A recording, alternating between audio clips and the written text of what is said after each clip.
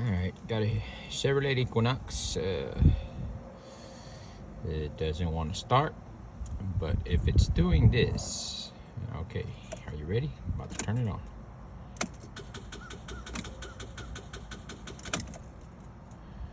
I'll turn the key.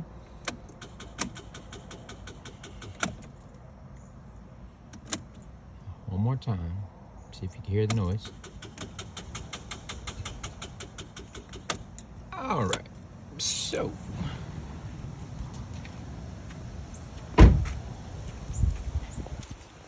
Chevrolet Equinox.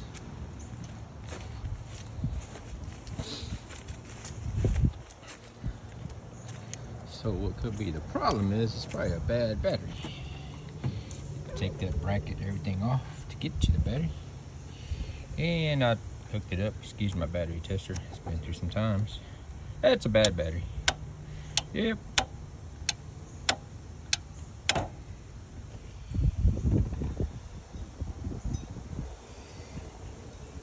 Just replace it and you're good to go.